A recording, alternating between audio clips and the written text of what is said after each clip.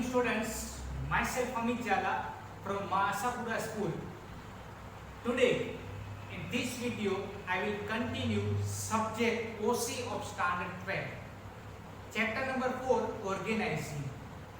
Dear students, आज हम page number 38 पर लीनियर ऑर्गेनाइजेशन दिया है, वहां से हम शुरुआत करेंगे, वहां से बाकी है हमारा.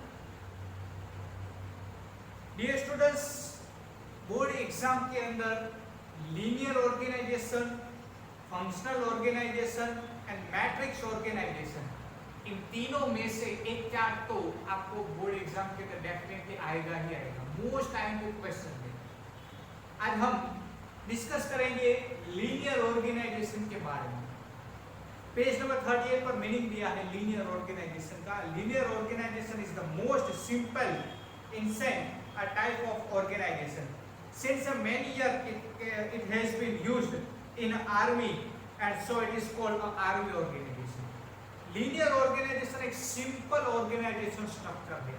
ये बहुत टाइम से कंपनी के अंदर चलता है. आज के टाइम में भी कंपनी के अंदर यूजफुल है और ये आर्मी की तरह काम करता है, इसीलिए इसको आर्मी ऑर्गेनाइजेशन भी कहते हैं. कैसे वो इसको जब हम एक्सप्लेन करेंगे मैं तब आपको समझाऊंगा. And this kind of organization, the centralization power of done on a top level. देखते हैं क्या दिया है. सबसे पहले ये लीनियर ऑर्गेनाइजेशन कंपनी के अंदर देखने को मिलता है. ज्यादातर कंपनी जो है ये लीनियर ऑर्गेनाइजेशन यूज करती है.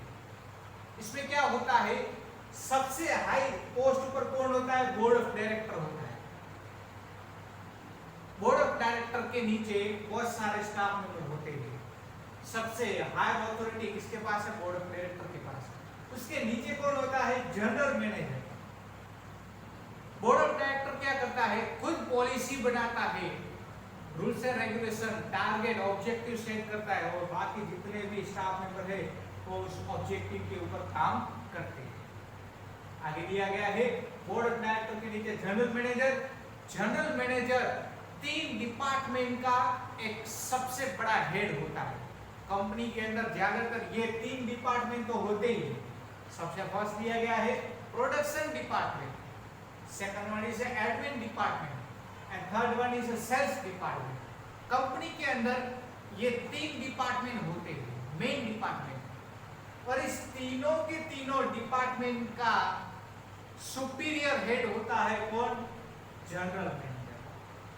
यहाँ पे communication top to middle, middle to bottom, इस चैनल के थ्रू जो है वो कम्युनिकेशन होता है. उसी में आगे दिया गया है तो जनरल मैनेजर के नीचे टोटल 3 डिपार्टमेंट्स होता है. उस 3 डिपार्टमेंट के भी 3 हेड होते हैं. प्रोडक्शन डिपार्टमेंट, प्रोडक्शन डिपार्टमेंट का भी एक हेड होता है जिसको हम प्रोडक्शन डिपार्टमेंट मैनेजर कहते हैं. एडमिन डिपार्टमेंट का भी एक हेड होता है और उसी तरीके से सेल्स डिपार्टमेंट का भी एक हेड होता है. तो इस तरीके से कंपनी के अंदर मिनिमम टोटल 3 डिपार्टमेंट्स होते हैं. आगे दिया गया है, सबसे पहले मैं बात करता हूँ प्रोडक्शन डिपार्टमेंट की. तो इसमें क्या होता है, प्रोडक्शन डिपार्टमेंट के अंदर प्रोडक्शन डिपार्टमेंट भी 2 डिविजन्स के अंदर डिवाइडेड होता है. सबसे फर्स्ट प्रोडक्शन डिपार्टमेंट में कौन होता है, परचेस ऑफिसर. इस परचेस ऑफिसर का काम क्या है, मार्केट के अंदर से रॉ मटेरियल परचेस करना, प्रोडक्शन करना है. तो प्रोडक्शन करने के लिए क्या चाहिए, रॉ मटेरियल चाहिए. तो रॉ मटेरियल परचेस करना, फील्ड वर्क करना, ये सारा का सारा काम किसका है, परचेस ऑफिसर का है. सेकंड डिवीजन में देखें तो प्रोडक्शन ऑफिसर, ये सबका एक हेड होता है. किसका, जो भी वर्कर होते हैं, वर्कर जिसका काम क्या है, प्रोडक्शन करना, लेबर वर्क करना. उसके बाद आता है फोरमैन, फोरमैन यानी कि लूज वर्क करना पर्सन.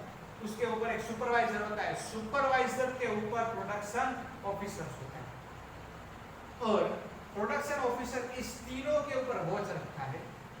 और प्रोडक्शन डिपार्टमेंट हेड ये सारे के सारे पर्सन के ऊपर वॉच रखता है. प्रोडक्शन हो गया. प्रोडक्शन करने के बाद हमें क्या करना पड़ेगा, सेलिंग तो करना पड़ेगा. सेलिंग करोगे तब जाके आपको क्या मिलेगा, प्रॉफिट मिलेगा. तो एडमिन डिपार्टमेंट की बात में करता हूँ. सबसे पहले देखते हैं प्रोडक्शन के बाद सेल्स डिपार्टमेंट. प्रोडक्शन हो गया, हमने स्टोर भी कर दिया. फिर स्टोर करके ही रखोगे? नहीं, हम क्या करेंगे, उसको सेल करेंगे। तो उसी में दिया गया है सेल्स डिपार्टमेंट। एक सेल्स मैनेजर भी होता है जो सेल्स डिपार्टमेंट का सुपीरियर हेड होता है। उसके नीचे सेल्स ऑफिसर, उसको भी 2 डिवीजन में डिवाइड किया गया है। तो first one is the sales officer. Sales officer का काम क्या है? वो अपने सेल्समैन को गाइड करता है, ट्रेनिंग देता है कि भाई किस तरीके से आप जो है सेल्स इंक्रीज करोगे। ये सब कुछ गाइडेंस और ट्रेनिंग प्रोवाइड करने का काम किसका है? सेल्स ऑफिसर का है, सेल्समैन का हेड। और उसके नीचे कौन आता है? सेल्समैन, जो प्रोडक्ट को कस्टमर को सेल करते हैं, डायरेक्टली कनेक्टेड होते हैं। कौन? सेल्समैन। और ये सेल्समैन कस्टमर को गुड्स एंड सर्विसेज का सेलिंग करते हैं। सेल्समैन के बाद सेकंड डिवीजन देखते हैं एडवर्टाइजमेंट ऑफिसर। एडवर्टाइजमेंट ऑफिसर का काम क्या है? मार्केट के अंदर एडवर्टाइजमेंट करना, प्रोडक्ट की एडवर्टाइजमेंट करना, प्रोडक्शन का सेलिंग हो, मैक्सिमम हमारा जो ब्रांड है उस ब्रांड का नेम पब्लिक तक पहुंचे और पब्लिक के दिमाग के अंदर फीड हो जाए। इसके लिए जो कुछ भी एडवर्टाइजमेंट करना पड़े वो एडवर्टाइजमेंट ऑफिसर करता है। पैम्पलेट छपवाना, न्यूज़पेपर के अंदर एडवर्टाइजमेंट देना, बैनर्स प्रिंटिंग करवाना, ये सब कुछ काम किसका है? Advertisement officer. और ये एडवर्टाइजमेंट ऑफिसर अकेला नहीं होता है, उसके नीचे भी एम्प्लॉयज होते हैं जो एडवर्टाइजमेंट के लिए सपोर्ट करते हैं। तो इस तरीके से टोटल 2 डिपार्टमेंट हो गए। First one is the production department, second one is sales department. अभी आपने सेलिंग कर दिया, प्रोडक्शन भी कर दिया, सेलिंग भी कर दिया। कितना सेल्स हुआ, कितना नहीं हुआ, कितनी इनकम हुई, कितना एक्सपेंस हुआ, उसका भी रिकॉर्ड तो आपको रखना ही पड़ेगा। तो उसके लिए एक अलग से डिपार्टमेंट होता है, उस डिपार्टमेंट को कहते हैं एडमिन डिपार्टमेंट, एडमिनिस्ट्रेटिव डिपार्टमेंट। पूरा नेम एडमिनिस्ट्रेटिव डिपार्टमेंट। आगे दिया गया है एडमिनिस्ट्रेटिव डिपार्टमेंट भी टोटल 2 डिवीजन में डिवाइडेड है। First one is admin officer. Admin officer का काम क्या है? वो अपने क्लर्क से डेटा एंट्री या जो कुछ भी काम है, एक्सेल शीट के अंदर एंट्रीज करना या डेटा एंट्री करना, जो कुछ भी करना वो करवाता है। कौन? Admin officer. और इसके जो भी फंक्शंस है उसके ऊपर वॉच रखता है। कौन? Admin officer. Data entry Excel sheet के अंदर करना या कुछ भी बिलिंग की एंट्री करना सॉफ्टवेयर के अंदर, ये सारा का सारा काम किसका है? इन दोनों का। सामने दिया है अकाउंट ऑफिसर, जिसका काम ये है कि कंपनी को कितनी इनकम हुई, कितना एक्सपेंस हुआ, स्टाफ मेंबर को कितनी सैलरी देनी है, कितनी नहीं देनी है, स्टाफ मेंबर ने कितनी लीव रखी थी, नहीं रखी थी, वो सारा का सारा रिकॉर्ड किसके पास होता है?